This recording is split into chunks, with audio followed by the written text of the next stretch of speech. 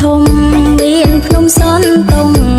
ខេត្តកំពង់ធំមានភ្នំសនតុងមានសម្បូរព្រៃកុងប្រាសាទដូនតាកំពង់ស្ពឺល្បាញល្បីមានទាំងភ្នំខ្នងផ្សាកំពង់ស្ពឺល្បាញល្បីមានទាំងភ្នំខ្នងផ្សាឆ្នេរកែសែនល្អអស្ចារ្យទេសចរត្រៀបត្រាហោហើយ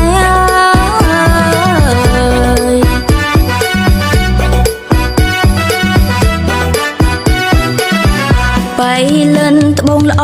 ថាកំរមានណាំងបៃលិនត្បូងល្អថាកំរមានណាំងសៀមរាបសែនឡលាំង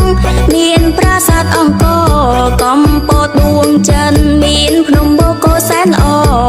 កំពតដួងច័ន្ទមានភ្នំបូកគោសែនល្អទីក្រុងភ្នំពេញកក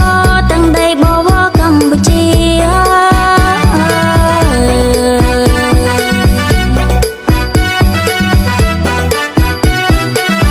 ស្ទឹងត្រែងព្រះវិហារគឺជាទីមនោរម្យស្ទឹងត្រែងព្រះវិហារគឺជាទីមនោរម្យមណ្ឌលគិរីសុខុមសម្បូរព្រៃភ្នំប្រឹងសាបាត់ដំបងល្អឆើតមានទាំងម្ហូបឆ្ងាញ់ពិសាបាត់ដំបងល្អឆើតមានទាំងម្ហូបឆ្ងាញ់ពិសាក៏កងបានទៅទស្សនាតាក់ទាញចិន្តាបងប្អូនប្រុងស្រី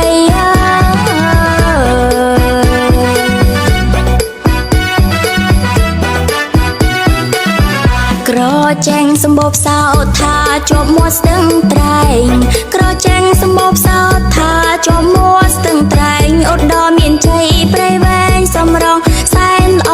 ឯងកំពុងសោមនៅឆ្ងាយអគារតូចធំច្រើនអាណែងកំពុងសោមនៅឆ្ងាយអគារតូចធំច្រើនអាណែងបន្ទាយមានជ័យល្អផ្លាយស្វែងរៀងក៏ភ្នែកនៅក្នុងចិនណា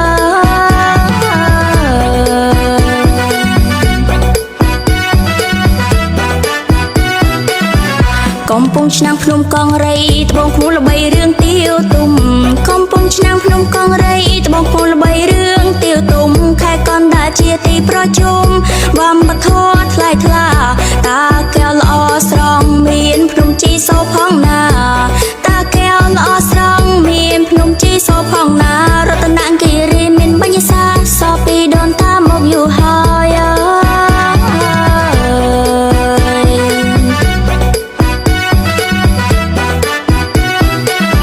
ខេត្តកំពង់ចាមមានស្ពានគីសូណា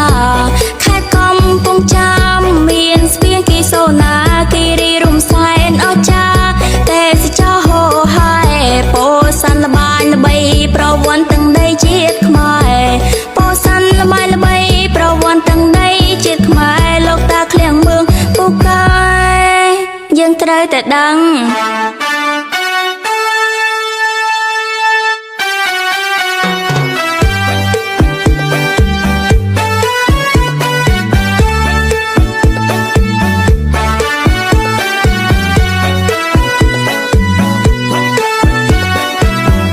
ទាំងដីសវណ្ណភូមិពិនជាមានតម្លៃទាំងដីសវណ្ណភូមិពិនជាមានតម្លៃខ្មែរមានវប្បធម៌ប្រពៃចាប់បីត្រខ្លុយដូនតាបេះដូងកម្ពុជាមានអក្សរជាតិភាសាបេះដូងកម្ពុជាមានអក្សរជាតិភាសាដូច្នេះយើងត្រូវរក្សាពូជពងសាវតាជាមជ័រ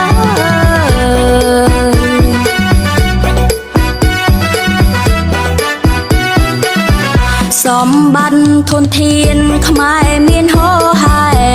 សម្បត្តិធនធានខ្មែរមានហូរហែអង្គរវ័នជាតិខ្មែរល្បីឈ្មោះក្នុងលោកាវប្បធម៌ត្រចាំងខ្មែរជាសាថ្លៃថ្លា